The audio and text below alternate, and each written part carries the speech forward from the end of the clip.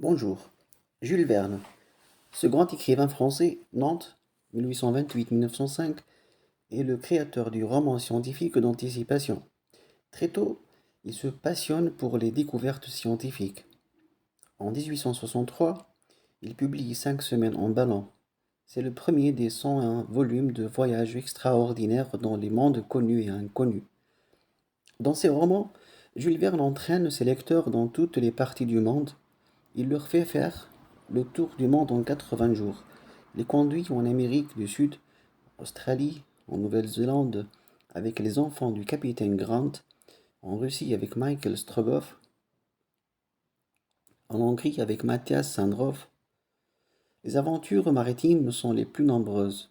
L'île mystérieuse, un capitaine de 15 ans. Son imagination nous entraîne aussi vers des lieux inaccessibles. Voyage au centre de la Terre à la Lune, 20 000 lieues sous la mer. Aujourd'hui encore, ces voyages extraordinaires remplis de héros passionnés et pris de justice font rêver les adolescents. Première partie, une fête au Palais Neuf. Sire, une nouvelle dépêche? D'où vient-elle? De Tomsk. Le fil est coupé au-delà de cette ville? Il est coupé depuis hier. D'heure en heure, général, fait passer un télégramme à Tomsk et que l'on me tienne au courant. Oui, sire, répondit le général Kissov. Ces paroles étaient échangées à 2 heures du matin, au moment où la fête donnée au Palais Neuf était dans toute sa magnificence.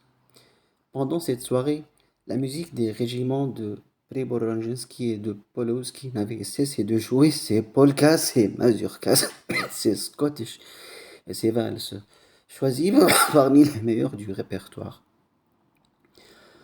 Les couples de danseurs et de danseuses se multipliaient à l'infini à travers les splendides salons de ce palais, élevé à quelques pas de la vieille maison de pierre, où tant de drames terribles s'étaient accomplis autrefois et dont les échos se réveillèrent cette nuit-là pour répercuter des motifs de quadrille.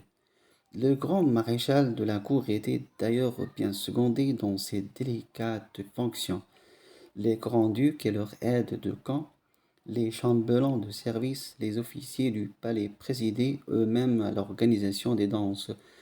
Les grandes duchesses couvertes de diamants, les dames d'atour, revêtues de leurs costumes de gala, donnaient vaillamment l'exemple aux femmes de hauts fonctionnaires militaires et civils de l'ancienne ville aux blanches pierres.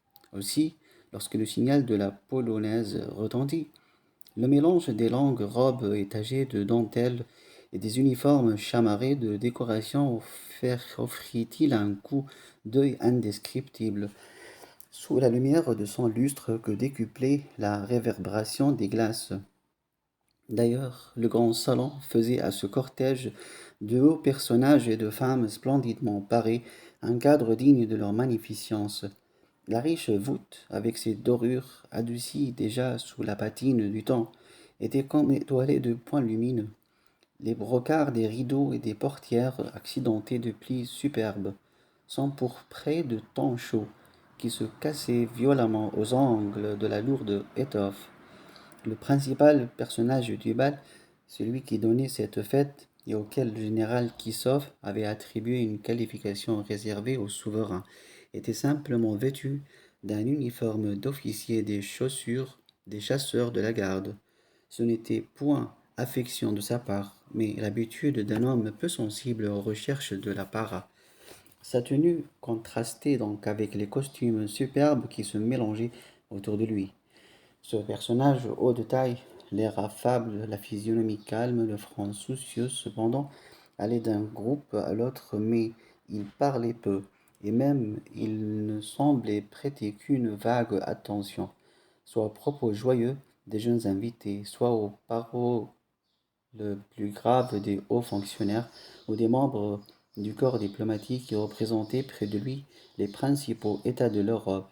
2 ou 3 de ces perspicaces hommes politiques, physionomistes par État, avaient bien cru observer sur le visage de leur hôte quelques symptômes d'inquiétude dont la cause leur échappait, mais pas un seul ne se fut permis de l'interroger à ce sujet.